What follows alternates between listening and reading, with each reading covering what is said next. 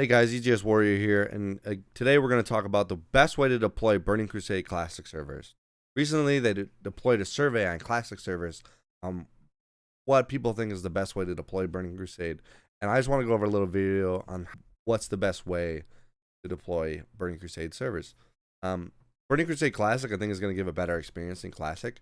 I think because the MMO or the expansion Burning Crusade improves a lot on the Classic's original game designs in different aspects and is more of a modern MMO.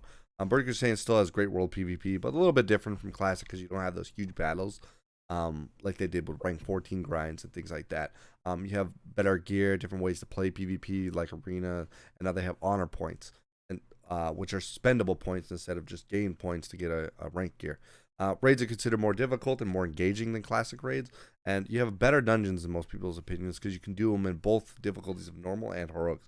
They're more challenging, and I also think it has great story and world building, great zones. They're amazing actually, and the questing there is awesome.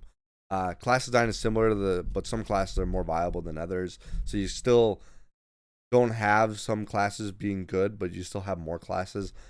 You still have some of the boring spams like Warlock spamming Shadow Bolt, etc., things like that. Just I think it's going to give a better experience for the modern players, similar like Wrath would give a better experience for modern WoW players. I think BC's has a lot more content, is a little bit more fun in my opinion. A lot more things to do. Outside of an MMO scope. So you still have your competitive arena, which is more modern because a lot of games are competitive nowadays, and you need that in a game for to thrive. I think it would be better than Classic. Classic is still great, but that's just my opinion. Now on to the best way I think is to get these servers out there. I really think the best way, in my opinion, to release a Classic BC server is to keep the old Classic servers and make 1 to 2 new Classic servers for a fresh launch. I think when you're doing that, what's going to happen is that you can still have those old servers and your old characters to be there and play around and still do the PvP or whatever you want to do on Nax. But you have new servers, fresh launches for people who want to play new and have a fresh start.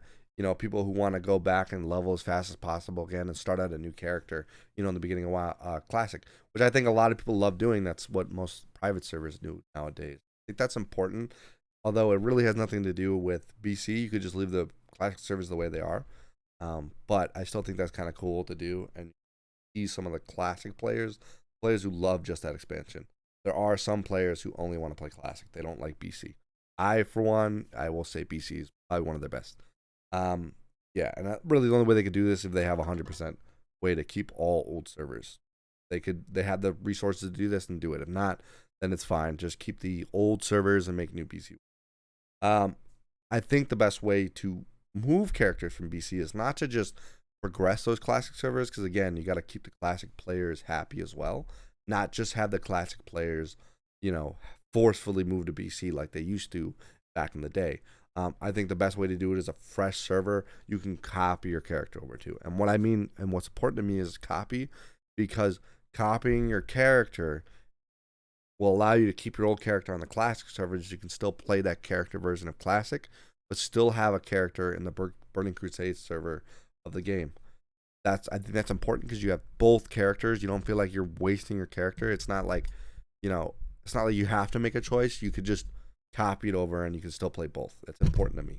I think a great point also when you're copying these characters over, and it was brought up by Asmongold, is delete all gold and non-soulbound items. And I think it's really great to have that kind of discussion because, like, can people manipulate the economy right before a launch? Is that possible? They know what to expect on a launch and what people need.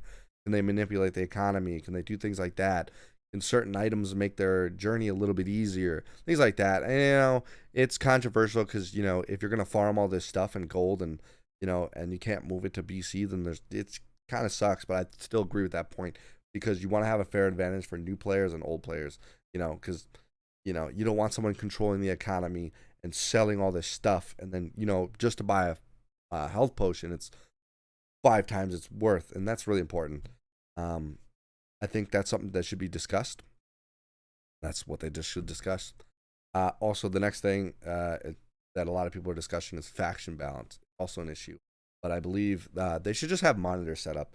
As Mongo brought up, the Shield of Vengeance should be on both sides. Uh, I don't believe that there should be no changes to always an extent, but moving an ability on one from one side to the other just doesn't make it right. Don't do that. Just set up faction and balance, or like when faction hits a certain number, you hit no, you can't make a character on here. Now, I don't think it needs to be like 50-50 on every server. As cool as that would be, in my opinion, no, because then that would suck. Once Horde fills up, you can't play Horde anymore. You gotta find a new server, and then it could just get bad.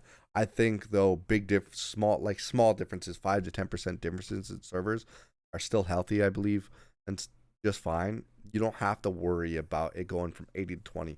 80 to 20 is bad. If that's going to be an issue, I think they need to set up monitors for it. And that's what happened in Classic.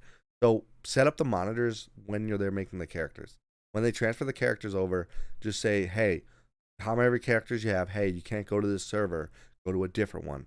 That would be important. I think that would make it a little bit better. You can't have abilities moved and reasons for factions to go to certain factions.